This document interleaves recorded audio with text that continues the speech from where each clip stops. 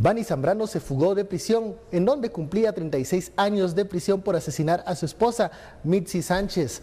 Nuevamente, esta fuga evidencia la vulnerabilidad de las cárceles. Ese es el tema de la noche. Participe con la etiqueta SF Otra Fuga, pero antes los dejo con la nota del día.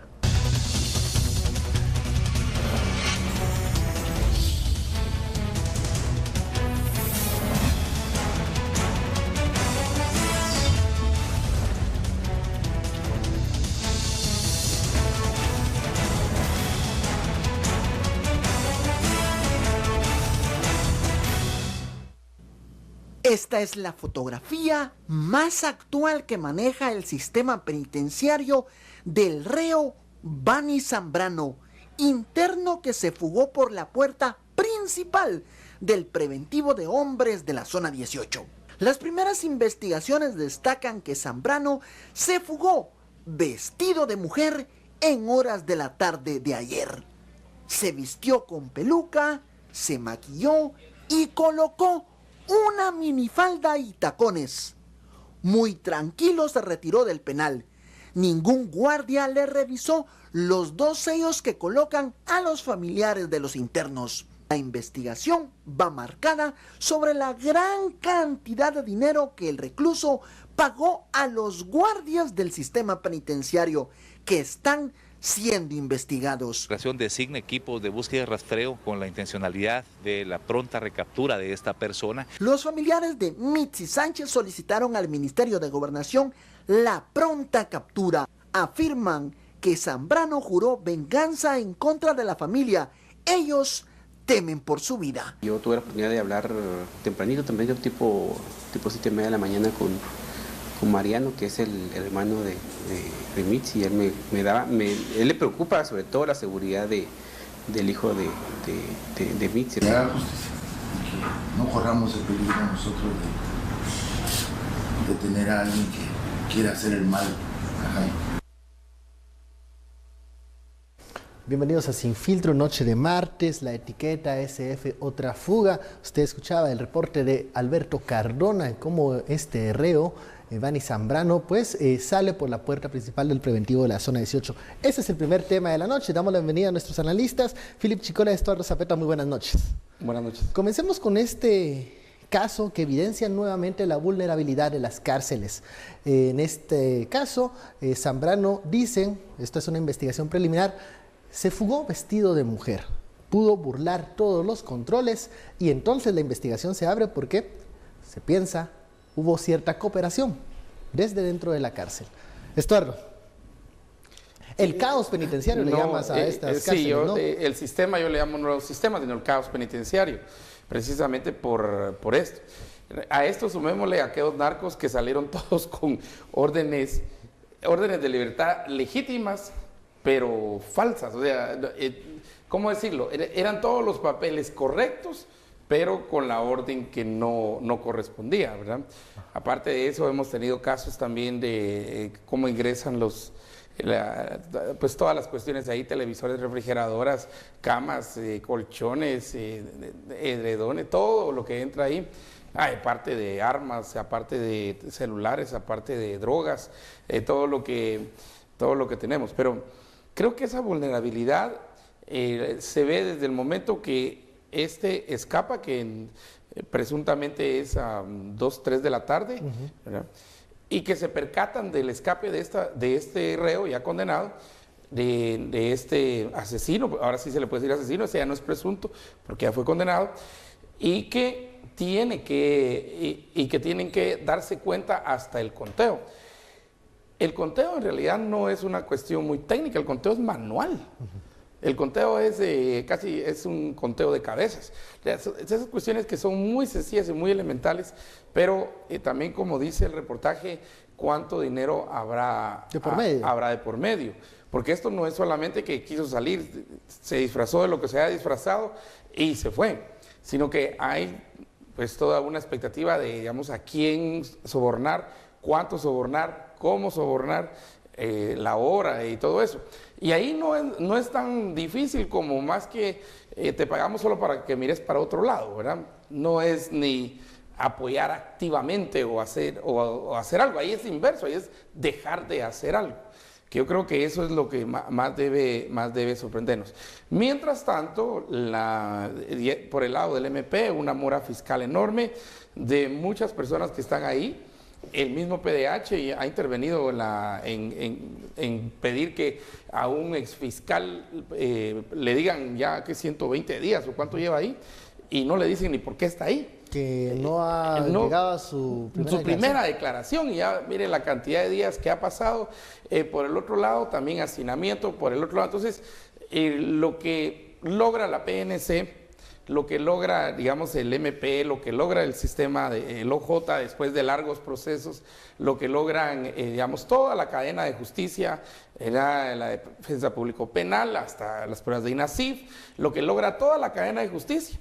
Y muchas veces se termina echando a perder en el sistema penitenciario, que al final es la cenicienta. Y nosotros también como sociedad tenemos que pensar que para nosotros la conclusión es con meterlo a la cárcel, ahí ya nos deshicimos del problema.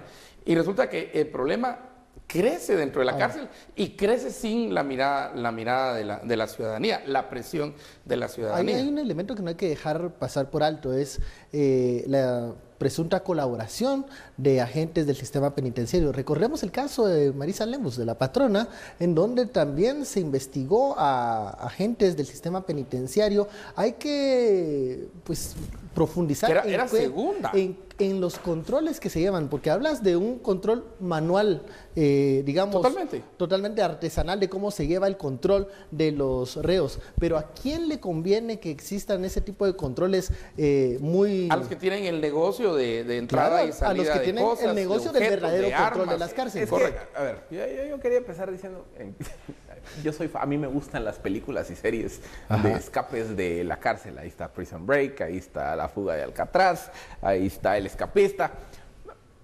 Comparado con el caso guatemalteco, nuestras fugas son bien patéticas. Y al final, a ver, digamos que la fuga más elaborada, el plan de fuga más elaborado que he visto yo en los últimos años es el de Marisa Lemus, alias la patrona.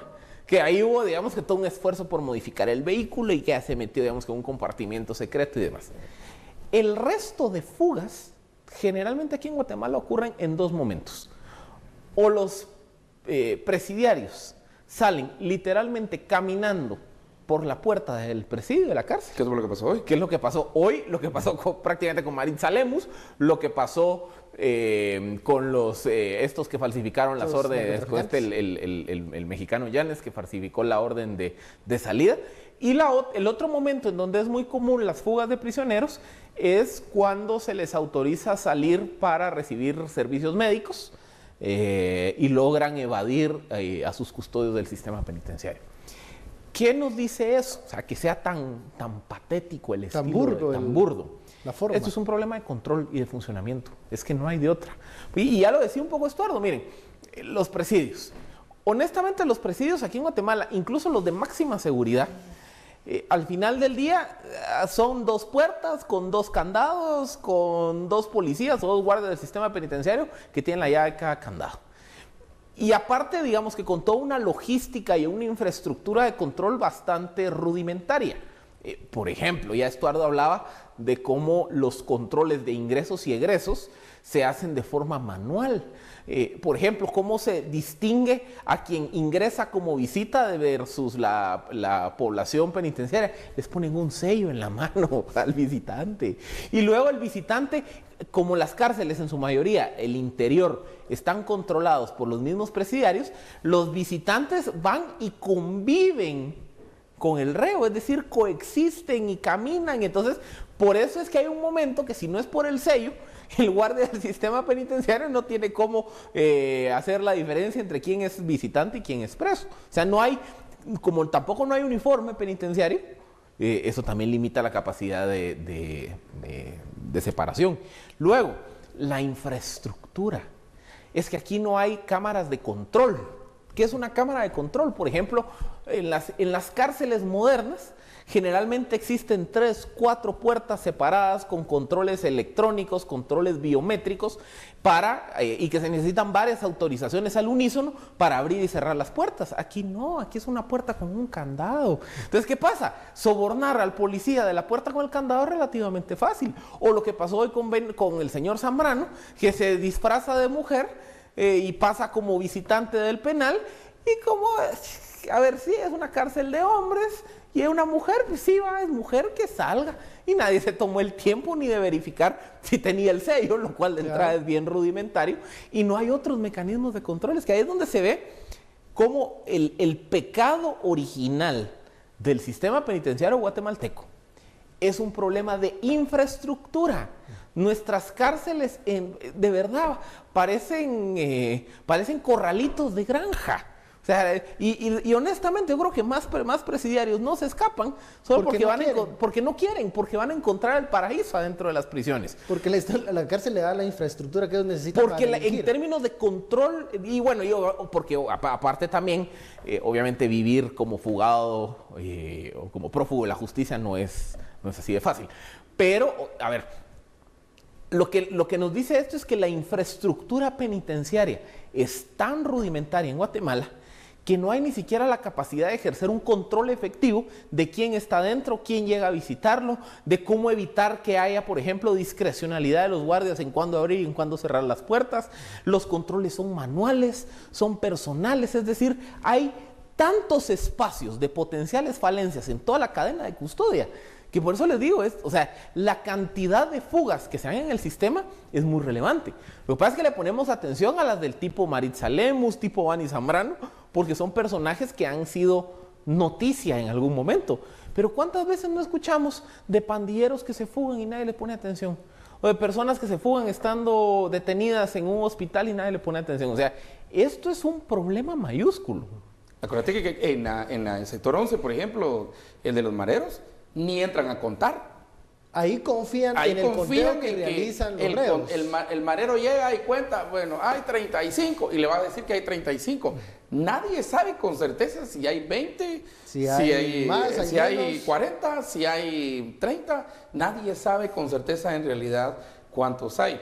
Y eso se ha descubierto porque muchos de los que presuntamente están en la cárcel los agarran en la calle. Aquí hay un elemento también que hay que considerar, y es la familia que denunció a Bani Zambrano manifestó su preocupación de que esta persona esté ahora en libertad por el peligro que esto puede pues significar a la familia que denunció ese delito, ese hecho sangriento. Imagínate lo que hizo y la razón por la cual está ahí, por la cual fue encontrado culpable de asesinato.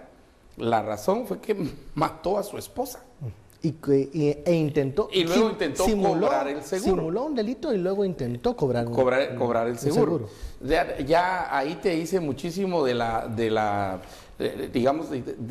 digamos sus límites, ¿verdad? Están trastocados. Y obviamente quien no, en esta sociopatía, el que no permite que logre sus objetivos es un obstáculo y hay que quitarlo literalmente de cualquier forma. Y entonces ahí es lógico, es natural que la familia de la ex esposa, ¿verdad?, asesinada ahora pues tenga temor y tenga terror. ¿Y qué van a hacer las autoridades en este caso? Primero lo que tienen que hacer es encontrarlo, ¿verdad?, volverlo a traer. Y yo creo que sí lo pueden encontrar, ¿verdad? Porque si encontraron como a la patrona, a Maritza, creo que lo van a encontrar. Pero otra vez, dice mucho de las salidas y también qué es lo que sale y también qué es lo que entra a presidios. En todos los reportajes que se han hecho de aquí, de lo que entra, y eso contado por los vecinos de los presidios, porque ellos están todo el día y miran lo que entra, ya no son cosas pequeñitas las que entran también cosas muy grandes. Yo creo que por eso es que hay que entrarle al tema de la investigación de redes de corrupción adentro del sistema penitenciario. Es que no es que se les pase, y el sistema no es que no se den cuenta. Pero mira, ahí el problema, el sistema penitenciario, ¿cuánto gana? Es que el problema se podría minimizar. ¿Qué tan preparado está? A ver, con buena infraestructura. Es que o sea, al fin, lo que pasa es que aquí tenemos... Pero no es suficiente, Filipe. No, pero es que aquí tenemos la sumatoria tenés de dos infraestructura males. y tenés gente mal preparada, la infraestructura no te va a servir de Pero mucho. es que una puede compensar a la otra. Por ejemplo, si tenemos mala infraestructura, pero tuviéramos un sistema de guardia penitenciaria fuerte, robusto, institucionalizado, bien formado, con los guardias bien pagados y demás, el recurso humano compensa, digamos, que las falencias en infraestructura, o viceversa.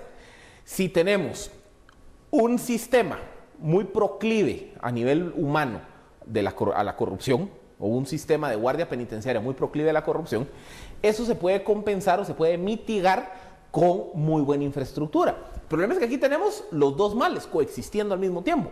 Tenemos infraestructura muy rudimentaria con una guardia penitenciaria proclive a la corrupción. Entonces, ¿qué pasa? Como mi infraestructura es débil, muchos de los procesos recaen en personas mal formadas, mal pagadas, proclives a la corrupción.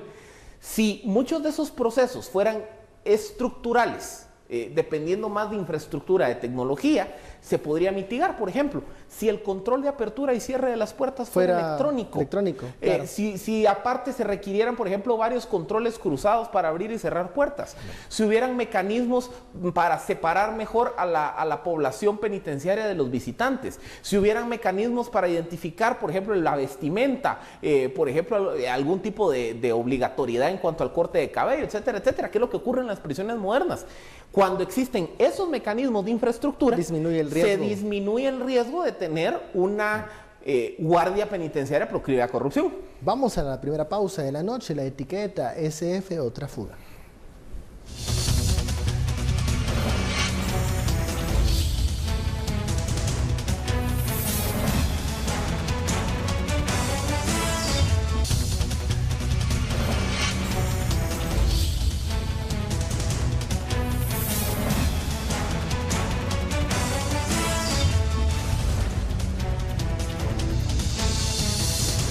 Regresamos a Sin Filtro, la etiqueta de la noche, SF Otra Fuga. Ya hablábamos en el bloque anterior de cómo compensar las debilidades del sistema penitenciario. Hay que apostarle a la infraestructura, a la formación de los guardias de los centros carcelarios.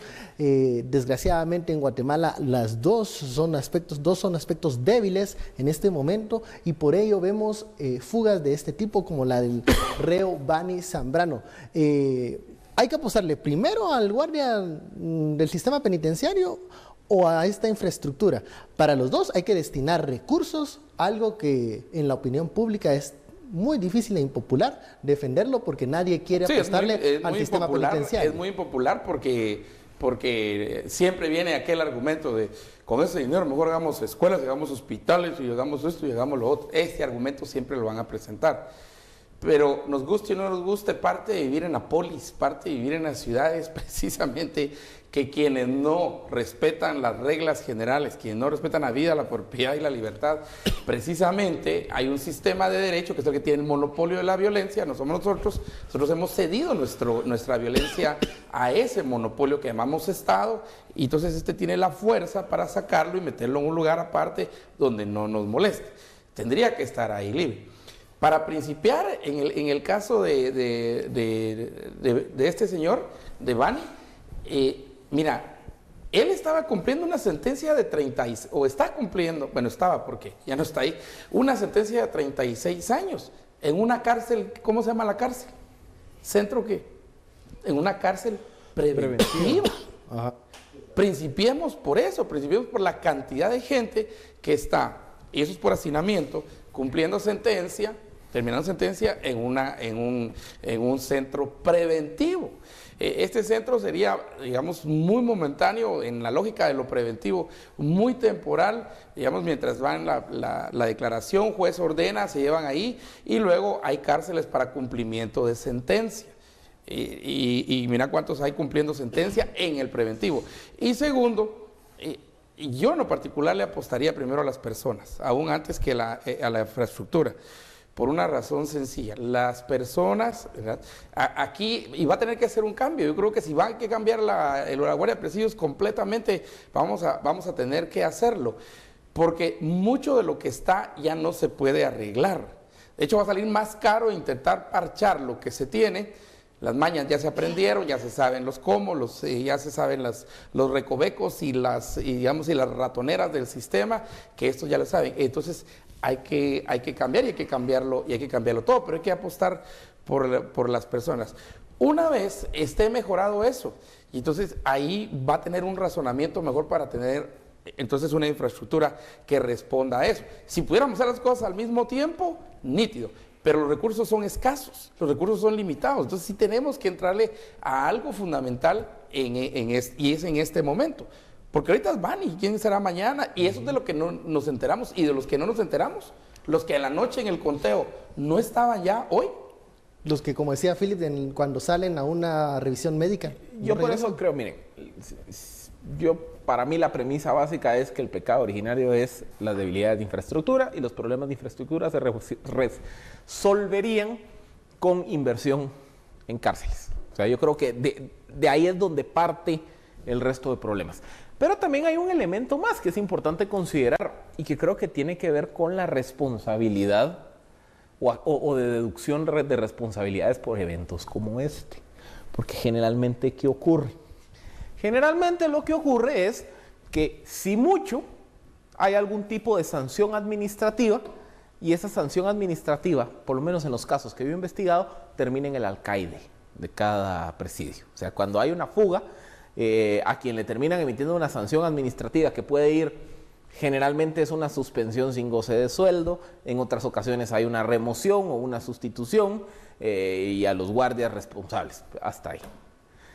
A veces, cuando hay una investigación, por ejemplo, de posibles actos delictivos, el Ministerio Público acusa a los guardias del sistema penitenciario por evasión culposa, que es lo que estamos viendo que está ocurriendo con el caso de La Patrona, que hay creo que 2 guardias penitenciarias que están siendo procesadas y que fueron condenadas por evasión culposa. Y 2 salieron libres. 2 salieron libres. 2 salieron libres. También hay que... No encontraron evidencia suficiente para ligarlas y salieron libres. Eso fue hoy, ¿verdad? Y por ejemplo, digamos que esa salida a veces es lo que también ocurre cuando la fuga se da en los hospitales. Que si mucho hay una sanción administrativa, un despido o algún tipo de suspensión contra el guardia, y en algunos casos el Ministerio Público acusa de evasión culposa. Pero yo no veo que la cadena de responsabilidad siga subiendo. Vaya más allá. Y eso es un problema, porque, a ver, si ya dijimos que esto de las fugas es un problema recurrente en los países funcionales, digamos que una fuga supone, digamos que una investigación interna, supone una deducción de responsabilidades administrativas, supone la adopción de una serie de medidas para evitar que eso vuelva a ocurrir. Pero si resulta que hay 2, 3, 5, 10, 20 fugas, hay un momento en donde lo menos que pasa es que empiezan a rodar cabezas y cabezas de funcionarios. Pero aquí vemos que la justificación muchas veces es la precariedad del sistema penitenciario. Me dicen, yo no puedo hacer más, no puedo tener más controles, falta presupuesto, falta personal adecuado. Entonces también esa es la excusa que las, por ejemplo, las autoridades tienen en este yo me acuerdo que durante mucho tiempo le llevamos, digamos que un seguimiento a casos de conflictos en el sistema penitenciario. Y a un funcionario al que realmente lo fiscalizábamos y en varias ocasiones pedimos su cabeza, era Nicolás García. Porque también en tiempo de Nicolás García sobraron las fugas, había conflictos, se negociaba con los pandilleros y demás. Y no pasaba nada. O sea, tuvo que venirse una sucesión de eventos muy marcados para que eventualmente lo destituyeran. Pero siguió igual la cosa, Filipe. O sea, no es que quitar a Nicolás sea un cambio así también sustancial. No lo es. O sea, va más allá de que cambies la autoridad y cambies la cabeza. Y yo por eso, yo creo que hay que cambiar, ahí sí hay que cambiarlo todo y hacerlo rápido. Creo que cambiar la mentalidad de cómo vemos el sistema penitenciario. Pero esos ya aprendieron, vos, esos que están ya aprendieron. Claro. Pero luego también, miren, también es que es donde viene la responsabilidad por errores recurrentes. Porque, a ver, no puede seguir pasando lo mismo sin que haya un culpable o un responsable. Pero luego también vemos que ese problema ocurre transversalmente en todo el Estado. Correcto. Hace 2, 3 días estábamos hablando de la pérdida de los fusiles del Comando Antisecuestros. Que yo sepa, al día de hoy no hay sanciones ni responsabilidades políticas. Pero pasa lo mismo, por ejemplo, estaba leyendo el informe de auditoría de la Contraloría General de Cuentas. Y digamos que uno de los reparos es que se habían perdido 14 patrullas de gobernación. O sea, ¿dónde están? ¿Dónde están ¿Dónde esas están 14 patrullas? Entonces, a ver, sistemáticamente vemos que en el Estado no hay responsabilidades. Dejen las administrativas o las penales, la responsabilidad política. ¿Qué quiere decir la responsabilidad política? Mire, si usted es director del sistema penitenciario o viceministro de seguridad o ministro de gobernación y en su gestión se le han fugado 20 reos, no, pues, no puede seguir. A ver, en los países funcionales se ruedan se caen cabezas, los apoyos para ese funcionario. Olvídate de los 20. Uno. En los países. Te digo, uno. En Guatemala se entiende la responsabilidad política. Tenemos el ejemplo del ministro de Ambiente. No, que ahí sigue sentado. Exacto, es que aquí a ver, por eso les digo, una cosa es la investigación interna y las responsabilidades administrativas que se deduzcan. Otra cosa es la investigación que encamina el Ministerio Público por responsabilidades penales. Pero el concepto de la responsabilidad política es decir, miren, si yo estoy sentado en un cargo público y sistemáticamente hay fallos en mi gestión, ok, siempre puede pasar. 2, bueno, las precariedades. Pero cuando ya son 3, 5, 10, 20, señores, aquí algo no está funcionando. Preparado para la gestión. Yo nunca he visto que ese concepto de la deducción de responsabilidades políticas pasa en nuestro país. Y eso es algo que si no empieza a cambiar, lo que pasa es que se adopta una cultura de permisibilidad, y la cultura de permisibilidad es, ay, mire, sí, perdón, yo estoy haciendo lo que puedo, pero fíjese que la cárcel... Y lo que dicen cuando hay señalamientos de ese tipo, que es una cacería de brujas, que tiene tintes políticos. Para la responsabilidad política esos señalamientos son válidos, esa fiscalización es válida. Vamos a la pausa, regresamos, la etiqueta SF, otra fuga.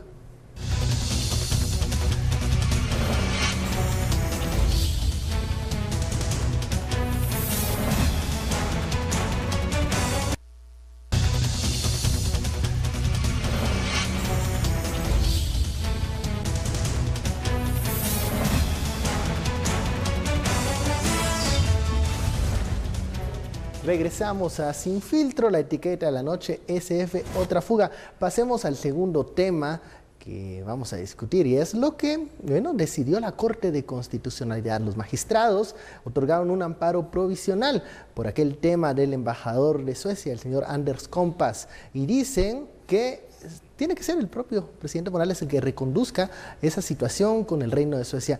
Escuchemos las declaraciones del portavoz de la CC. Esta Corte estima que, en aplicación a los principios, reglas y prácticas internacionales que rigen las relaciones entre los Estados, los funcionarios denunciados pudieron encaminar su proceder a encontrar una solución amigable, con el fin supremo de alcanzar la realización del bien común de los habitantes de Guatemala mediante el debido mantenimiento de relaciones internacionales con el Reino de Suecia, pues de lo contrario se pueden colocar en riesgo las relaciones de política internacional del Estado de Guatemala. En ese sentido, se otorga la protección interina solicitada a efecto que sea el presidente de la República quien en el ejercicio de sus facultades legalmente establecidas reconduzcan conforme a los principios del derecho internacional y las prácticas enunciadas las relaciones diplomáticas con el Reino de Suecia en cuanto a la solicitud de retiro del embajador Anders Kompass.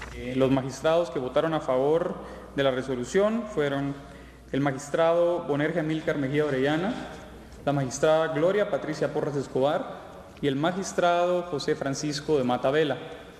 La magistrada presidenta Dina Josefina Ochoa Escrivá emitió un voto razonado disidente y el magistrado Neftalí Aldana Herrera solamente un voto disidente. Primero, la base del disenso de la magistrada Ochoa se encuentra en la Convención de Viena sobre Derecho de los Tratados y la Convención de Viena de Relaciones Diplomáticas que facultaban al Estado para llevar a cabo el procedimiento que fue objetado vía el amparo. Como segundo punto, la magistrada hace acopio a la vasta jurisprudencia que hay en cuanto a que no es posible someter al control de constitucionalidad actos que corresponden a la vía diplomática. Bueno, esto es parte de la conferencia de prensa que se dio en la sede de la Corte de Constitucionalidad. Era el portavoz de la CC dando a conocer esta decisión, el amparo provisional. Y bueno, el árbitro pitó nuevamente.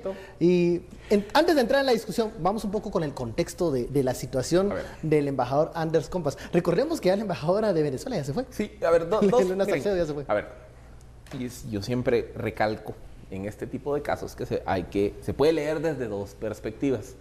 La perspectiva jurídica y la perspectiva política. Yo, como soy politólogo de formación y no me creo la tesis que él señala de que la norma es la máxima expresión de las relaciones sociales, sino que yo creo que las normas surgen y se interpretan en función a procesos políticos.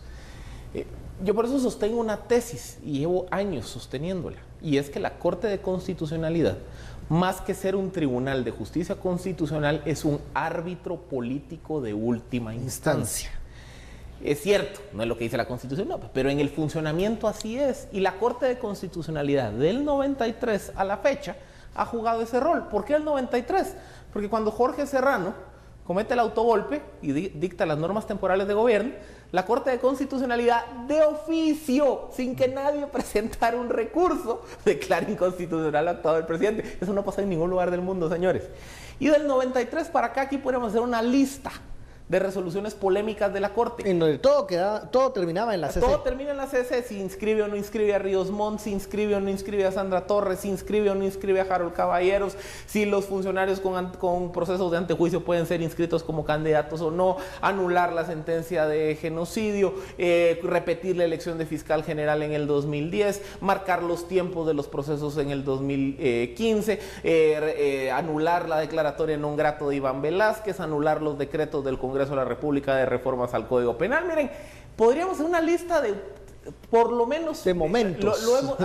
Lo he hecho en Escuela de Gobierno y creo que son 123 resoluciones que se podrían catalogar como resoluciones de interés político relevante. Ahí entran los casos de las minas, el tema, por ejemplo, de explotación de recursos naturales. Miren, o sea, la Corte en este sistema, su rol es que es quien termina pitando el penal para un lado o para el otro. O sea, el 50% va a estar en desacuerdo siempre de estas decisiones. Y así ha sido siempre, siempre. Lo que pasa es que últimamente pareciera que la frecuencia con la que está pitando resoluciones más polémicas es más frecuente. Y entonces, a ver, digamos que hay una línea interpretativa que dice que la Corte se está abusando en sus funciones. No, yo creo que eso es como la fiebre. La fiebre no es una enfermedad en sí misma. La fiebre es un síntoma de algo más grave. Algo que está pasando. Yo creo que la razón por la que estamos viendo a la Corte tomar tantas decisiones polémicas es porque es un indicador del grado de conflicto político que tenemos hoy en nuestro país. Por ejemplo, hay muchos temas que en el Congreso de la República se pudiesen solucionar. Exacto. Pero que los diputados no encuentran ese espacio y todo se ha enviado a la CC como una instancia que no solo termina pitando, sino hasta legislando. Y luego que nunca en la historia... Que no es su función. Y luego nunca en la historia del país... ¿Legislar es función de la CC? Pero, a ver, pero por eso digo, digamos que hay una serie de temas en donde en ausencia de regulación la Corte dice, pues yo resuelvo y lleno ese vacío. Pero aparte también estamos viviendo un proceso nunca antes visto en la historia de este país, que es un conflicto entre actores estatales. O sea, tenemos un enfrentamiento muy marcado entre el Ejecutivo y el Congreso de un lado de la película y digamos que los órganos de control, Procuraduría de Derechos Humanos, Ministerio Público, Contraloría General de Cuentas, Tribunal Supremo Electoral, y hay un conflicto. Y entonces, en ausencia de mecanismos de controles institucionales para resolver el conflicto, alguien tiene que ser el árbitro de última instancia que dice, va, ya, usted tiene razón, usted no, en esto usted cae. ¿Y esa es la CC? Y eso es lo que hace la CC. Entonces, el hecho de que estemos viendo tanta frecuencia de resoluciones polémicas de la Corte, para mí es un indicador del grado de conflicto político que tenemos aquí. Es como la fiebre. Es mala, pero no es la enfermedad en sí misma. Es un síntoma de algo peor. El contexto de este caso. Básicamente, en enero pasado, o diciembre creo que fue, Anders Kompas, embajador de Suecia, en un anuncio de un donativo a la CICIG, hace un comentario que se interpreta como que él hubiera dicho que la sociedad guatemalteca era corrupta. Y eso fue lo que polemizó. Pero para temas del caso concreto y para analizar la sentencia. A raíz de eso, la Cancillería guatemalteca envía una nota a la Cancillería del Reino de Suecia y pide o emite una formal protesta, que es decir, miren, no estamos de acuerdo con esa declaratoria. La Cancillería sueca responde a Guatemala diciendo, mire, sí, disculpe, se malinterpretó, entonces vamos a publicar el discurso textual para que se pueda ver realmente lo que se quiso decir, y aparte hemos instruido al embajador Compas de que tenga más cuidado, etcétera, etcétera. Y aparte entonces viene la Cancillería sueca y dice, Estado de Guatemala, ¿qué les parece si suscribimos un memorándum de entendimiento para ver cómo resolvemos esta situación de forma amigable? Eso es en enero. De enero a mayo, Guatemala no contesta. Y en mayo, el 2 de mayo, Guatemala le responde, el 9 de mayo, perdón, Guatemala le responde diciendo, mire, sigo estando molesto por la declaratoria del embajador Compas, por ende, le quisiera pedir amablemente que lo retire. Y entonces, a ver, lo que se objeta en el amparo era la decisión de pedir el retiro del embajador. ¿Qué es lo que dice la Corte? La Corte, amparada en ese intercambio de notas, dice, mire, lo cual, a ver, desde una perspectiva jurídica creo que sí está un poco estirado. Está diciendo, mire, Suecia lo invitó a que lo platicaran, lo dialogaran, lo negociaran, firmaran un acuerdo de entendimiento para resolver esto. Y usted le respondió pidiéndole la salida del embajador. Entonces, ¿qué es lo que dice la Corte? Y aquí no maten al mensajero, le estoy contando lo que dice la resolución. La Corte dice, mire, el Estado de Guatemala debe regir sus relaciones internacionales de acuerdo al principio de amistad, buena fe, etcétera, etcétera. Entonces, cuando existía la posibilidad de someter a negociación o a discusión este conflicto con el embajador, se debe haber optado por esa ruta y no por la solicitud de cambio. Como les digo, a mí jurídicamente me parece estirado. Yo sí, o sea, y porque sí creo que, por ejemplo, a ver, jurídicamente yo hubiera visto la salida por otro lado, y es que la figura de pedir el retiro de un embajador no existe. Eso es el beneplácito, es, ¿no? Aquí una de dos, o no se le da el beneplácito cuando viene, o se le declara non grato. Pero digamos que no hay como, cuando nos vamos a la Convención de Viena, no hay como una figura intermedia, que es decir, o no lo acepto, o lo saco. Políticamente pareciera que el Ejecutivo no quería usar nuevamente la figura del non grato por la referencia que se tiene. Por eso digo, si me hubieran preguntado a mí, yo hubiese pensado que ahí ese era un argumento que cuestionar en materia jurídica. Pero la Corte se va por un argumento que a mí me parece bastante sorpresivo, de decir, váyase por la línea amistosa. Estuardo, hay un voto disidente de la presidenta magistrada en donde ella lo que dice es, bueno, las reglas de la diplomacia allí están y el presidente tiene la facultad pues de hacer, o el organismo ejecutivo de hacer y solicitar esto. ¿Qué está pasando con la CC con el famoso 3-2? Porque vemos esta votación que se ha repetido en muchas de estas decisiones controversiales y polémicas, el 3-2. 3 a favor, 2 en contra. Uno en contra simple, un disidente simple y un disidente razonado, que es el de la magistrada presidenta de la Corte. Digamos, cuando uno lee todos los tweets y desde que surgió hoy a las 8:15 que dieron la conferencia 8:15, la conferencia de prensa en la CC, uno se percata y se comprueba lo que estabas diciendo de los niveles de polarización, ¿verdad? O sea, se ve la fiebre, ¿verdad? La fiebre es de qué bueno, le dieron un suchipotazo al presidente, era hasta esta corte es una tal por cual les vendía que fumó para tomar esa decisión. ¿La fumó verde o la fumó? Entonces hay posiciones bien encontradas con relación a esto. Primer punto, ya lo explicabas vos, todo lo llevamos a la CC. Y entonces, si no quisiéramos que la CC termine legislando, ¿cómo hacerle? Porque todo al final lo terminamos en la CC. La CC, al final la Corte Suprema no es suprema porque siempre también termina esta es la Corte celestial. CC. Entonces, si hay suprema, quiere decir que esta es la celestial, ¿verdad? Y los casos que terminan siendo al final políticos, ¿verdad? Y entonces regresamos a la pregunta que es lo que entendí yo que dice el voto disidente, que todavía creo que lo estaban pasando hace unos minutos. Lo estaban distribuyendo hace unos minutos. Básicamente en el segundo punto creo que es el interesante, y es que si esas notas de entendimiento, precisamente lo que estabas explicando, que nos intercambiamos las notas, están sujetas a materia de amparo constitucional. Eso es lo que estaba preguntando, y para mí la pregunta es válida. Porque ahí la pregunta es, más allá de este caso, es ¿qué realmente está sujeto a una corte de constitucionalidad? ¿Todo? ¿Va a llegar el divorcio o mi divorcio lo puedo llevar a la CC? Lo que la coyuntura está Sí, se llevan. No, yo sé, pero la cantidad de casos de pero familias civiles. eso Ese que es mi evidencia punto. que hasta ese tipo de casos llegan a la CC. Digamos que la parte civil va para... O sea, ¿qué estamos haciendo nosotros? O sea, nosotros mismos nos estamos recetando una supra, hiper, recontra, mega corte y después nos quejamos de las decisiones. Imaginen cómo va a ser... Después nos ¿Cómo quejamos va de a las ser decisiones. las presiones para integrar la próxima corte, la próxima CC, y- teniendo y- este panorama? y- Vamos a ver, una pausa y regresamos con Estuardo.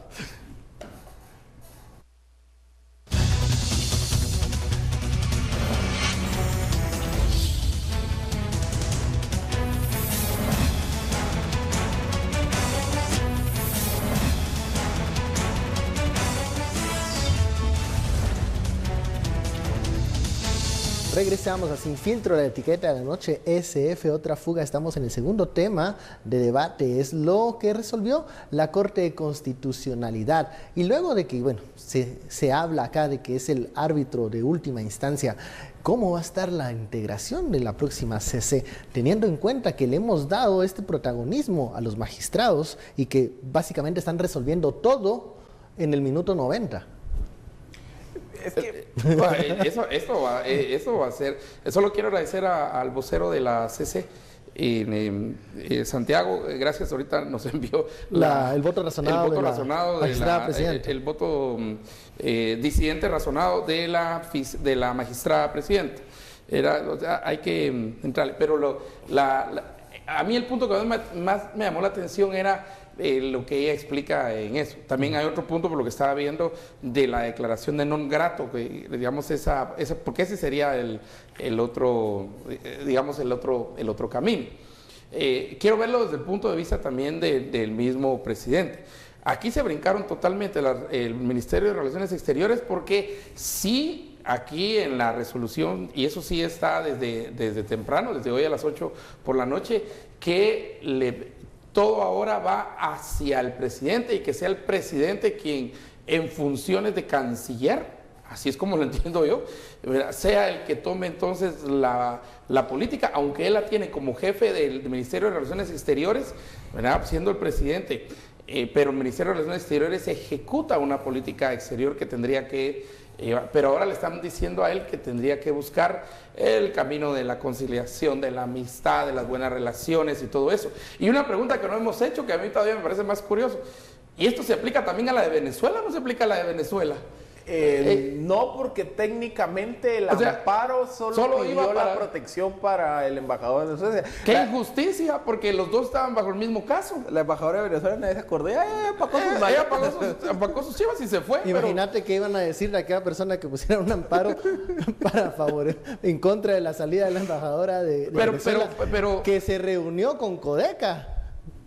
Pero digamos, no sería entonces la misma lógica de jurisprudencia, si querés, aunque esto no... Pudiese aplicar. Aplicable. Pero tendría que salir el valiente a decir, bueno, voy a presentar un amparo. Se fue, ¿verdad? Sí, ya se fue. Ya se fue. Pero mi pregunta es también porque aquí eran dos casos. Aquí no solo es el de... no es Compas, aquí está... Porque a la Compas y embajadora de Venezuela tampoco la declaran non grata, sino que hacen piden, este gallo gallina de la solicitud de cambio. Entonces, ahí es donde yo digo, ¿por qué pregunto la de Venezuela?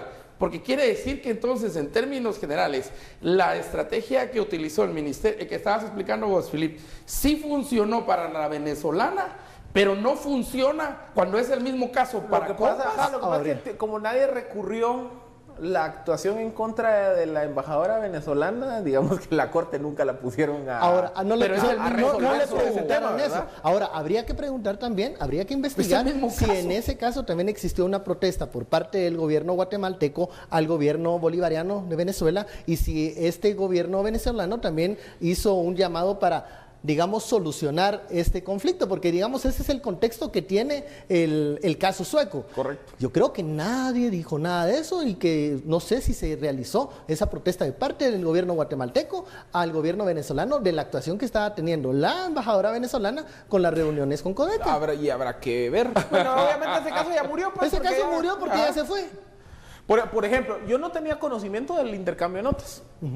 Es hasta leer hoy la resolución. Que ahí se sabe que, que se sabe que hubo un intercambio de notas, que primero Guatemala protestó, que Suecia respondió y que toda la Corte dice, o los 3-2, los 3 que votaron a favor de la resolución dicen, miren, esto lo debió haber seguido por la vía amigable. Ahora se entiende cuando la canciller Jovel dice, esto ya lo habíamos hablado con la Cancillería sueca. Y también ahora entendemos cómo hablado significa nos habíamos este cruce de cartas. Notas, que es lo que dice la presidenta, que si digamos, el cuestionamiento es si ese intercambio de notas está sujeto a ahí es donde, miren, pues, ahí es donde, yo sí creo que realmente este fue un desgaste innecesario para el presidente, pero también yo sí pienso, y la jurisprudencia es muy clara, otra vez, si lo analizamos desde una perspectiva jurídica, la jurisprudencia sí es bien clara que los actos en materia de política exterior y sobre todo, digamos que la comunicación diplomática no está sujeta a control constitucional, en este caso concreto.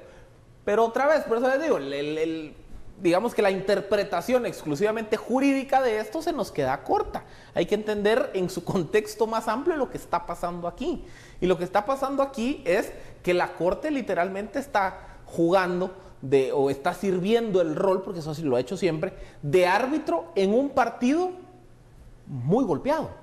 O sea, este es un partido en donde aquí se han agarrado a pelear los dos equipos y digamos que los dos están metiendo zancadilla y entonces la Corte es la que está marcando los tiempos del partido. Tiempos que se marcan en gran medida por el balance de fuerzas que hay dentro de la Corte.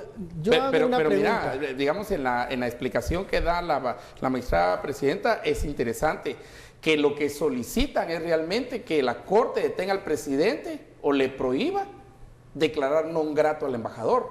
Porque existe un proceso de... porque eso es lo que dice. La amenaza, negociar. Digamos, el amparo dice que existe la amenaza expresa de declaración de non grato del embajador Anders Kompas, según declaraciones vertidas por el viceministro de Relaciones Exteriores encargado del despacho.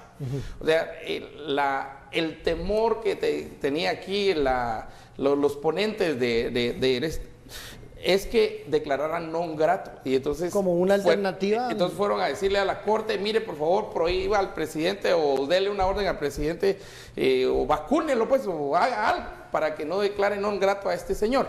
¿Verdad? Ese era el espíritu de la decisión al final. Está viendo, a ver. Yo digo que cuando uno juega un partido tiene que saber quién es su oponente, conociendo cómo está el escenario en estos momentos. Cuando hablabas lo que fue un desgaste para la Cancillería, esta solicitud de cambio, ellos no sabían que esto iba a llegar a la CC. Es que yo creo que allí hay un 3-2. Yo creo que probablemente no vieron en el mapa que este era un caso, porque otra vez, la jurisprudencia, si yo voy y la reviso, la jurisprudencia sí me dice que las comunicaciones diplomáticas no están sujetas a la protección de amparo. Entonces cualquiera dijo, no, pues nadie va a poder recurrirlo. Pero resultó que sí, pero es que ahí es donde les digo, se queda corto el análisis jurídico y hay que entender el ámbito más grande de lo que está pasando aquí. Y aquí la fiebre, el hecho de que la Corte esté emitiendo tanta resolución polémica, es para mí un indicador de un mal mayor, y ese mal mayor es el grado de conflicto institucional que tenemos. Y lo que pasa es que otra vez, y por eso es la analogía del árbitro y el partido de fútbol. A ver, cuando yo tengo a los dos partidos, los ánimos caldeados, metiéndose zancadilla, codazos y demás, hay dos formas que eso se resuelva. Que el árbitro empiece a marcar los tiempos del juego, y probablemente ese árbitro no va a quedar bien con nadie. O número dos, que haya un esfuerzo de parte de los dos directores técnicos de ambos equipos para bajar la intensidad a los ánimos caldeados. Y eso es lo que no está pasando aquí en Guatemala. O sea, y digamos que eso es un mal macroinstitucional. O sea, dejemos que esto sea una dinámica de los últimos 6-8 meses. Esto es un mal que tiene por lo menos una década de estar ocurriendo. Que en ausencia de una capacidad sistémica de generar marcos institucionales, políticas y regulaciones que resuelvan y permitan dirimir los conflictos interinstitucionales, a quien le tiramos toda la pelotita es a la Corte de Constitucionalidad. Y entonces, ¿qué pasa? Y esto es un mal que, esto es un mal que no solo ocurre aquí en Guatemala, hay toda una doctrina en materia de los tribunales europeos, de lo que se conoce como las sentencias nomogenéticas de aplicaciones pretorianas, que básicamente es lo que hace la Corte de Constitucionalidad aquí en Guatemala. Y eso nos lleva al otro tema que bueno, se nos queda en el tintero por la doctrina nomogenética de aplicación pretoriana, la Corte de Constitucionalidad, en el caso que es la CC diciendo, miren, como el Congreso no ha emitido ninguna regulación sobre el 169, en ausencia de regulación, yo, Corte, voy a decir qué es lo que hay que hacer. Y esa es una doctrina, aquí todo el mundo le echó palo de un lado y del otro a lo que dijo esa Corte. Pero bueno, vámonos al Tribunal Europeo de Derechos Humanos, y esa doctrina ya tiene 10 años de estar ahí. Repetirla otra vez porque... La doctrina de las sentencias nomogenéticas de aplicaciones pretorianas, que básicamente, en términos resumidos, es la Corte diciendo, mire, en ausencia de regulación y ante el conflicto institucional que ese caso plantea, yo me abrogo la función de decir qué hacer. Sí, no de regular, pero eso sino de qué hacer. Se concatena con una teoría política, la teoría del pretorianismo. La teoría del pretorianismo decía que en el siglo XX los ejércitos intervenían en política porque jugaban el rol de árbitro de última instancia del sistema. Esa teoría cambia a finales de los 90. A finales de los 90, el mal sigue estando ahí, que es un sistema institucional ¿Quién es nuestro guardia pretoriano? de resolver los conflictos. Lo que cambia es el árbitro. Pasamos de que el árbitro fuera el ejército a que sea la Corte. Y por eso yo les menciono la fecha del 93, que una Corte resuelva sin un recurso. Ahí ese es, digamos que el momento simbólico que le dijimos, Corte, aquí te encargo que hacia futuro vos resolvas los conflictos. Y siempre ha estado ahí. Lo que pasa es que esto es como el árbitro. Cuando el árbitro pita los penales a favor del Real Madrid, yo lo aplaudo. Cuando pita los penales a favor del Barcelona, yo lo vilipendio. ¿Por qué? Porque yo le voy al Real Madrid, o viceversa. Continúa la fiebre y no se sana el paciente. Vamos a cerrar con un tuit que posteó el secretario privado del presidente Jimmy Morales y dice: si le damos a las Cortes el derecho a hacer leyes, los ciudadanos pierden su representación.